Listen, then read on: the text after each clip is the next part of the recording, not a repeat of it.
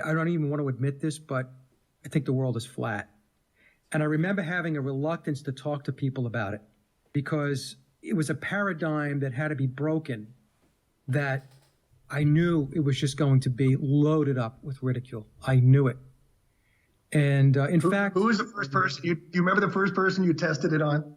Well, there was one person in my family that initially that we had a discussion over it, and they entertained it a little bit in the beginning, and then quickly after that, they wanted no part of it. And so that caused a lot of friction, unfortunately. But so that was the first person that I had a discussion with. But the first person that I had a real discussion about that was open was my partner, Rebecca. And I remember that I had put in the queue to watch on TV. I use Plex, which is I can queue up YouTube videos and watch them on my television. And I said, hey, I've got some videos that I think you might be interested in. And she goes, oh, what are they about? So I said, well, it's about the flat earth. And she just stopped. I'll never forget this, Jamie. She looked at me and she said, Mike, now you've gone too far. So, right. But she did it in a nice way. She had been supportive all the way before that, right? She'd been totally supportive of your work. Yeah, she was very supportive, but the look on her face was very perplexed. I remember that. But look, to her credit, she said, okay, let's watch them. And so we did. And when we did that and afterwards, we started queuing up more and more flat earth material. And now she's completely on board. So it was one of those things where she had an open mind. She was like, okay, look, all right, this doesn't make sense to me. This cuts across the grain. This is not what we were taught. It seems ridiculous, but you know what? I'm going to go with it. Let me see what this is about. And like I said, I have to full credit to her, to Rebecca, for doing that, because there's so many people that won't do it. They won't even touch it. They won't go there. They'd rather throw rocks and ridicule and make fun of the people that are bringing this information forward. Look, I tell people all the time, whether you believe it or not, it's mind-provoking. It's going to get the critical thinking going, or it should, if you're not completely asleep. But even with that logic, you just still can't win people over. They'll just walk from it and think that we're crazy.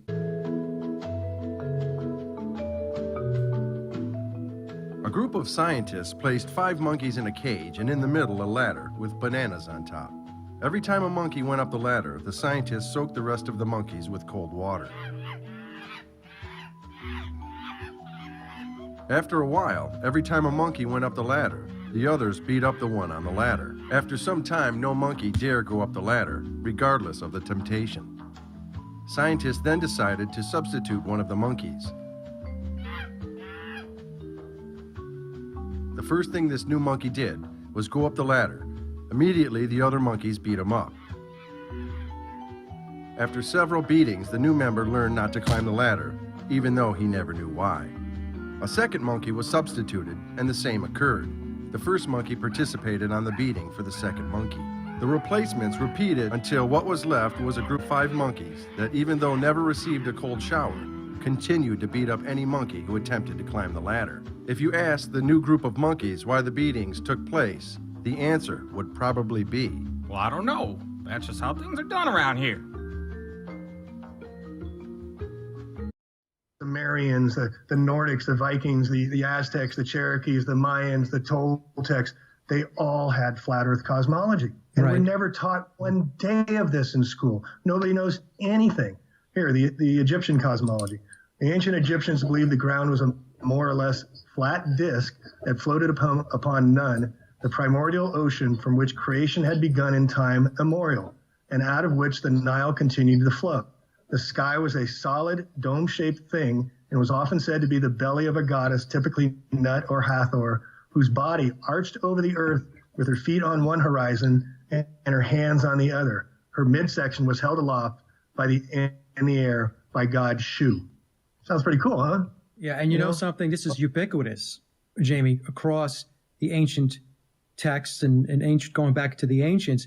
And modern mainstream education wants you to believe that all of these ancient civilizations were just hunters and gatherers and they were clicking rocks together to start a fire, just so that you can just discard any of the stuff that, if anybody does do research, you just discard it as it's completely in the realm of what they refer to as mythology. Although I will argue that mythology, true mythology, is not fiction. There's a lot of truth, nonfiction, and metaphors and analogies that are used in order to communicate and present information. But of course, today, nobody knows any of that. So they just chalk it up as just a bunch of wild-haired storytelling that took place a long time ago. And it can't compete with today because today, this is the technology age. This is the age of information and so on. So it's very interesting that you're on that point because the more we go Mike, back... let me just break you right there and just ask you one question, which will destroy the thing you just said completely. Just one question.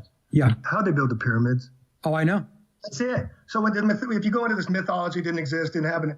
I mean, give me a break, guys. What do we have for knowledge recording today? Thumb drives? I mean, if you don't stop and think these ancients had so much more knowledge than us and respect in awe of what they've left behind for 5,000 years that we still can't figure out today. Right. The 13 acres of Giza it's only just like slightly off and it's on fill where they dragged these stones, 2.3 million of them, and laid it in perfect alignment with the heavens. I mean, we've lost contact with our as above by purpose. The light pollution of the cities. They're putting rubber soles under our shoes. I know you did the show on the Beatles. Right. I don't know if you covered the fact that Theodore Adorno, the Tavistock Institute guy who wrote the Beatles songs, celebrated the putting rubber under everybody's feet with the Keds and Converse shoes with the album Rubber Soul, disconnected us from the Earth's vibration. And now everybody wears rubber, and no wonder our consciousness can't ascend.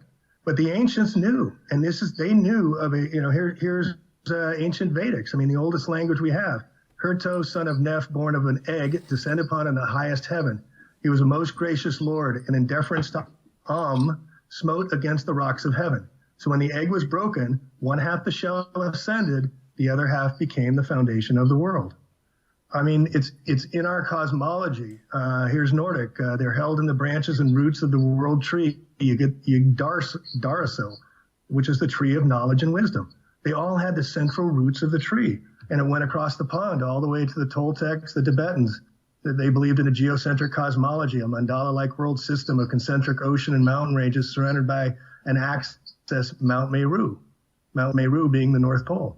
Right. The yin and the yang of the Chinese being a flat geocentric and umbrella-like covering surrounded it was similar to the beliefs of the Greeks, East Indians, and the Aboriginal people of the Americas. The Chinese astronomers believed the heavens takes its body from the yang, so it is round and in motion, and then the earth takes its body from the yin, so it is a flat and quiescent. The brilliant astronomers of China held this unchanging belief until the Jesuit astronomer missionaries came to China in the 17th century.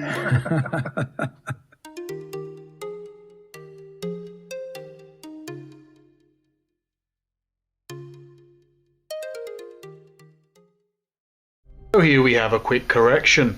It turns out in my previous video, I got a number of facts wrong. The video made by 2 Out of Love had no annotations. He took that footage from the Flat Earth Reality channel.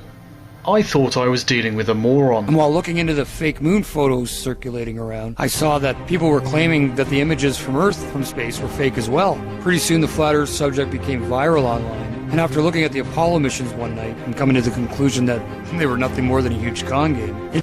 In essence, my error was to do the calculations based on the information given by the video on the channel 2 Out of Love. I was unaware of the other video, the original. Yet I'm still confused why he couldn't simply take a picture. A beach he's been to many times, and he couldn't take a picture of the other beach at sea level. Why not? The point about needing necessary height to actually see the beach is correct. However, there is no evidence that you can actually see the beach from that distance. The best thing, well, the nearest thing to actual evidence is recording very tall buildings at an unknown distance, possibly where it's claimed, possibly not. This is my view from where I live in England. We can look across to Wales and we can see Cardiff if we're in Weston-super-Mare. If we're near Breen, we can see Barry, and we can see other parts of southern Wales. Typically in the daytime you can't really make them out, not really at all. However, at night you can make them out, because cities generate a lot of light. You can't see much of them because of the distance involved. So if I can't make out the sea level at Cardiff, how can you make out the sea level in America from Canada if you're actually talking about a far greater distance? The fundamental point to take away from this is not the calculations, whichever way you wish to work it out, or whichever set of figures you decide to select. It's, can you actually see sea level objects or near sea level objects on the other side of that lake? Because surely if you had the evidence, it would suggest that you're observing no curvature of the Earth.